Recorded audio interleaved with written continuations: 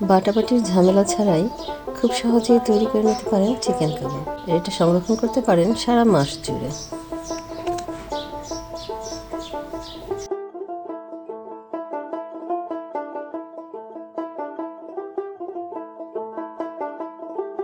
একটা মুরগির বুকের পিস নিলাম, এর মধ্যে পানি দিলাম। পানিটা এমনভাবে দেবো যাতে মাংসগুলো সিদ্ধ হতে হতে শুকিয়ে যায়। এবার এতে দিলাম আদা বাটা, দারচিনি, লবণ, রসুন বাটা। এবার ঢেকে দিয়ে সিদ্ধ করব। পানিটা একেবারে শুকিয়ে ফেলেছি। এবার ঠান্ডা হলে এগুলো টুকরো করে কেটে নিব। এই তো সবগুলো কাটা হয়ে গেল। এবার মাংসের টুকরোগুলো একটা প্লেটে নিয়ে নিলাম।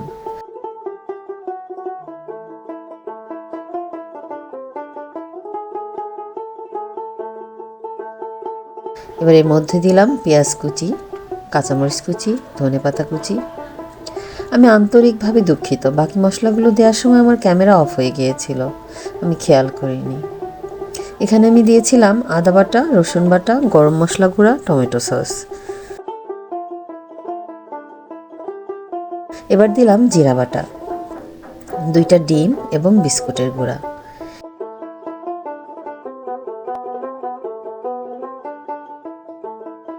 এবার হাত দিয়ে ভালোভাবে মেখে নিব। এখন এর মধ্যে দিব ভাজা জিরা গুঁড়া ও পেঁয়াজ বেরেস্তা। এ পর্যায়ে কিছুটা ঘিও দিতে পারেন। এবার ভালোভাবে মেখে নিব।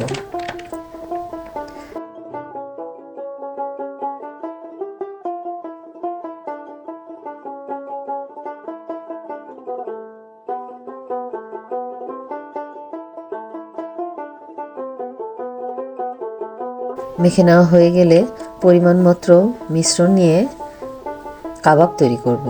এই তো সবগুলো কাবাব তৈরি করা হয়ে গেল।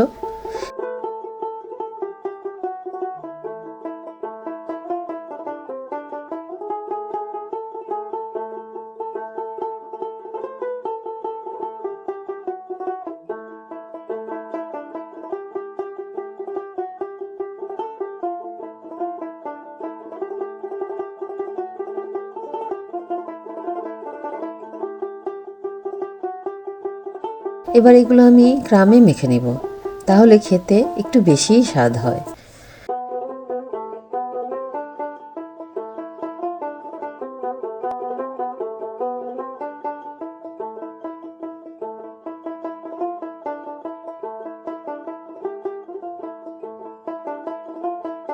সবগুলো কাবাব সম্পূর্ণ তৈরি হয়ে গেল।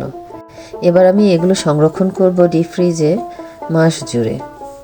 বাকিগুলো ভেজে নিব।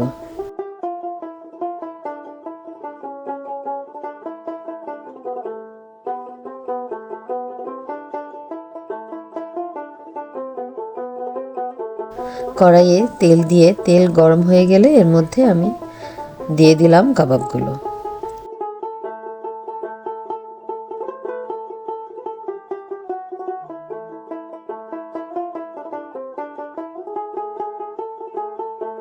উল্টে পাল্টে বাদামি কালার করে ভেজে নিলাম। এই তো দেখুন এর রংটা কত সুন্দর হয়েছে, খেতেও মাশাআল্লাহ অনেক মজা।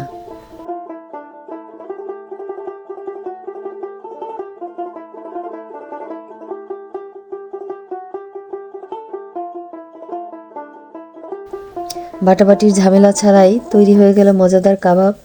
আপনিও তৈরি করে সবার সাথে শেয়ার করতে পারেন। আজ বিদায় নিচ্ছি, দেখা হবে ইনশাআল্লাহ। আল্লাহ হাফেজ, আসসালামু আলাইকুম।